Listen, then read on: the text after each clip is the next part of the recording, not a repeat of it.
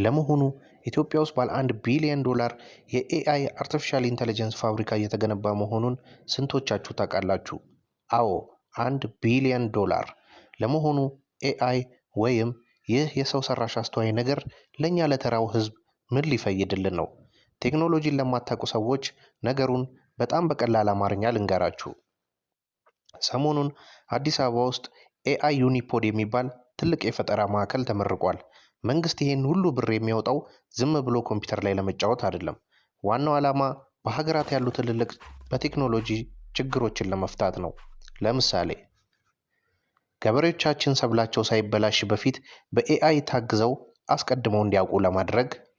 ሁለተኛው እንደ ኮሌራ ያሉ የበሽታ ወረርሽኞች ሳይዛመቱ በጊዜ ለመቆጣጠር እና ሶስተኛው የከተማችንን የትራፊክ ፍሰት በዘመናዊ መንገድ ለመምራት ነው።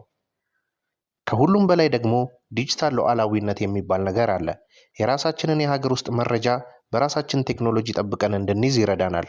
በተጨማሪም ለወጣቶች እጅግ በጣም ብዙ የቴክኖሎጂ ስራዎችን ይፈጥራል።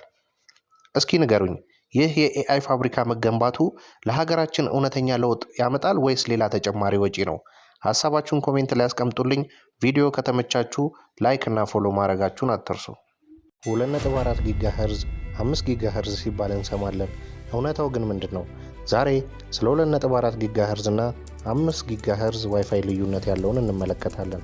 ጊጋሄርዝ ማለት ሲግናል በምን ያህል ፍጥነት እንደሚወዛወዝ የሚያሳይ የፍሪኩዌንሲ መለኪያ ነው። ይህንን የፍሪኩዌንሲ መለኪያ የዋይፋይ ራውተርን እንደ ምሳሌ አድርገን እንጠቀም። 2.4 ጊጋሄርዝ ዋይፋይ በሰከንድ 2.4 ቢሊዮን ጊዜ የሚወዛወዝ የፍሪኩዌንሲ ሞገድ ነው። ዋና ጥቅሙ ረጅም ርቀትን ለመሸፈንና ግድግዳዎችን በተሻለ ሁኔታ ለመተላለፍ ነው። ስለዚህ ከራውተሩ ራቅ ያሉ ክፍሎች ውስጥ የተሻለ ሲግናል ይሰጠናል። ነገር ግን የዳታ ፍጥነቱ ከ5 ጊጋሄርዝ ያነሰ ነው።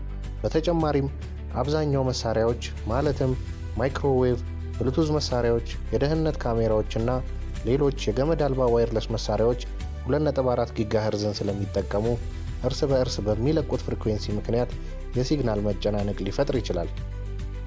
አሁን ወደ 5 ጊጋሄርዝ እንሂድ። 5 ጊጋሄርዝ ዋይፋይ ከፍተኛ የዳታ ፍጥነትን ይሰጣል። ለኦንላይን ጌሚንግ፣ ለ4K ቪዲዮ ስትሪሚንግ፣ ለቪዲዮ ኮንፈረንሲንግ እና ለፈጣን ዳውንሎድ በጣም ተስማሚ ነው።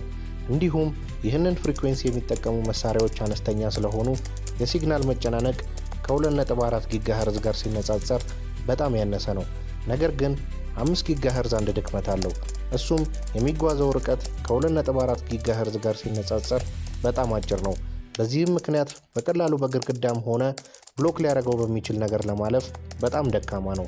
ስለዚህ ከራውተሩ ቅርብ ስትሆኑ ብቻ የተሻለ ውጤት ታገኛላችሁ ማለት ነው።